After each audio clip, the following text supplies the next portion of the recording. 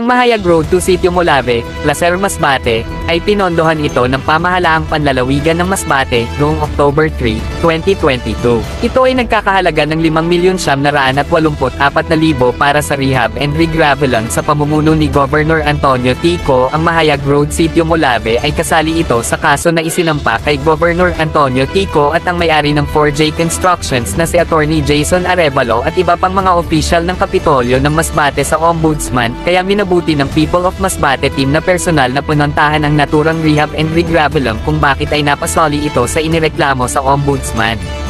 Nung marating namin ang Mahayag Road Sitio Molave ay ganito ang aming nakita. Hindi nasunod ang lapad na 7 metro dapat ang lapad at ang kapal naman 12 pulgada na embankment. Kung ating makikita ay may kanal na malalim sa gilid at kung may dalawang sasakyan ang magkasalubong ay hindi ito kaya na magkasalubong ang dalawang sasakyan.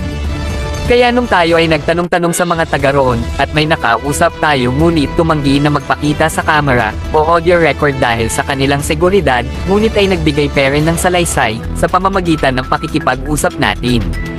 Ang naturang residente na tila ba natatakot magsalita, at ayon dito, ang regraveling ay panahon pa nila Nete at sinundan ni Mayor Eusebio Dondon Damoran ang pagpapaayos nito.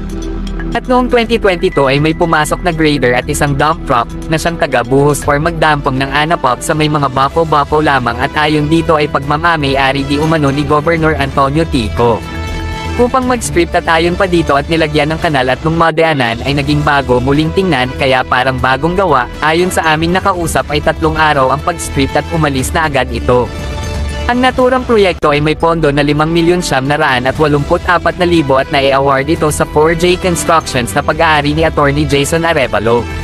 Na tinapos lamang ng 3 araw, ang naturang proyekto, patagad naman ng sumati ng 100% completion, at noong nagbe-bedding pa lamang ito diskwalipikado na dapat agad ang naturang contractor dahil sa mga isinumeting mga equipment na kagamitan nito na gagamitin sa bawat proyekto, narito ang pag-aari ng 4J Constructions. 8 units road grader, 2 units ng backhoe, 2 units ng bulldozer, 2 units ng dump truck, 2 units ng payloader, at 2 units ng water truck. Ang bagitong contractor na 4J Constructions ay dapat diskwalipikado ito dapat agad ito dahil sa mga kagamitan nito na hindi naaayon sa ganitong mga malalaking kontrata, at dahil natuloy ang kontrata, ay kasabay ang Mahayag Road Sitio Molave na kaagad nakakuha at nabayaran makalipas ang 7 araw. Para sa mga susunod na update follow lamang ang People of Masbate at paki-share na rin para sa kaalaman ng mga Masbateño. #Masbate makialam dapat wag matakot.